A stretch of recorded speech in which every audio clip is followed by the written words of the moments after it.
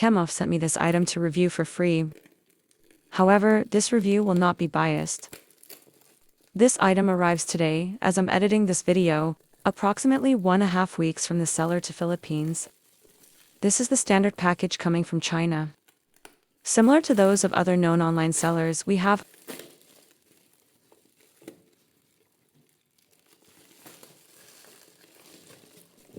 Originally, the seller asked me to review this keycap puller. Think about the shipping costs with just the little item inside. However, this isn't the main event of this video. The keyboard itself, which we are going to test with. I never thought it will fit in this box. The original video looks like it's bigger. Or is it because the user has small hands? This is how big it should be, but it looks like it's not.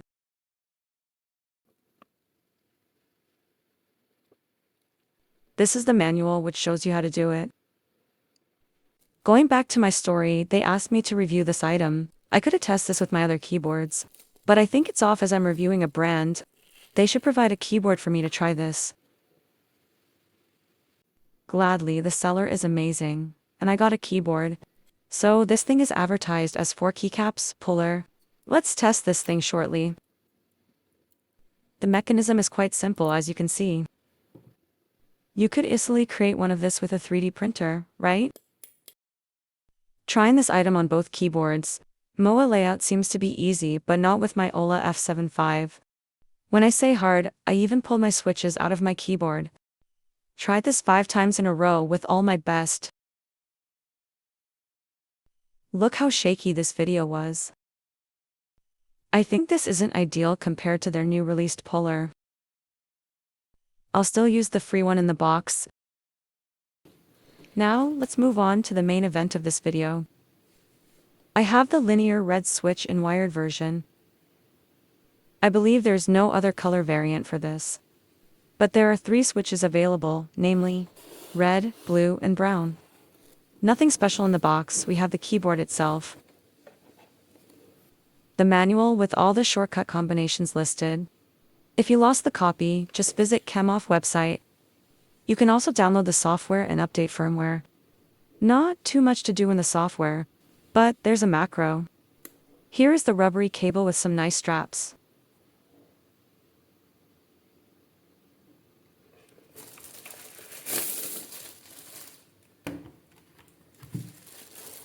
This keyboard is advertised as 1980s vibe or theme. This thing's all plastic, but it's quite heavy. The feel seems very promising at first glance. This is also my first mechanical that has There's only one way to power this on, by plugging Type-C cable.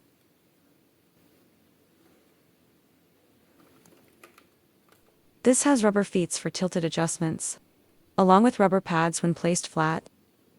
That branding at the back is screaming in size.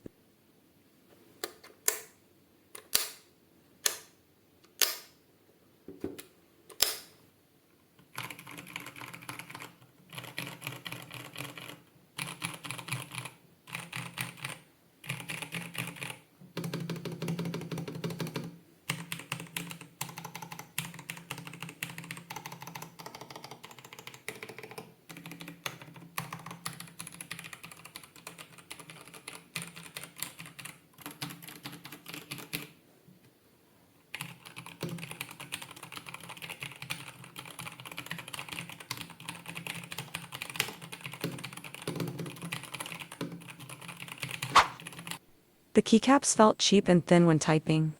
The sound isn't too nice, seems like there's no sound dampening inside. Typing feels smooth and I can spam my average. This switch is called long hua, similar to Kale switches. Again, this is not hot swappable, so don't try your luck. For comparison, I have ULA F75 Pro stock keycaps. It seems pretty close in thickness, but how does one feel superior than the other? There's only one LED color showing in this keyboard. You can change the lighting modes from 15 different choices. I am used to tilted keyboard for comfort, but this one fails. The build seems to be balanced in the higher part of the keyboard all the way down. This is completely subjective as some prefers keyboard laying flat. My wrists cramps after long hours of gaming, reason I use wrist rests. But if you're like me who makes money by typing conversations, just use a low-profile keyboard.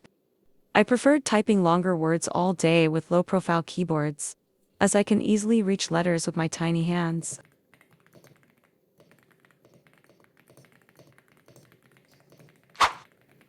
To change different lighting modes, you can press 2 combinations. Again, this wired version is limited to 1 color. In the manual, it mentions different ways. However, this applies to wireless version of this keyboard only. You can change the light speed, brightness and patterns of this via software or using the combinations in the keyboard. There's LED in the bottom which cannot be turned off.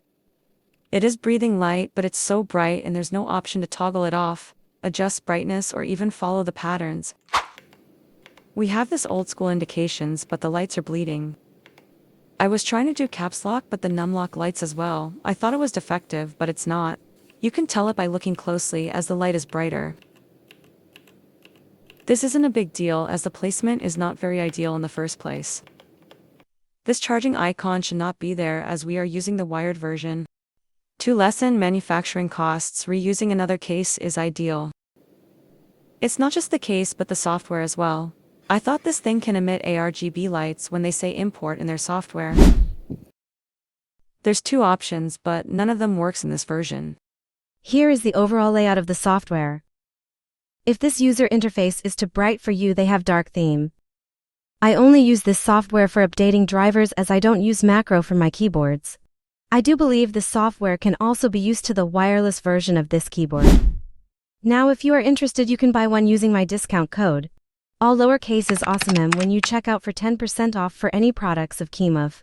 Using my discount code or my referral link will help my growing channel without any cost to you. Let's run down to the pros and cons of this item and if I would recommend buying one.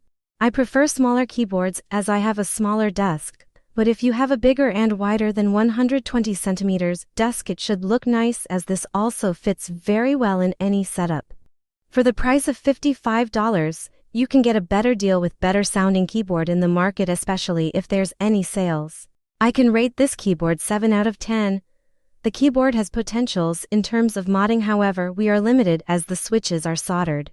I don't have any high hopes with the wireless version in stock, but their pro lineups are looking awesome. Hopefully we can review another Kemove keyboard, but this time they're wireless.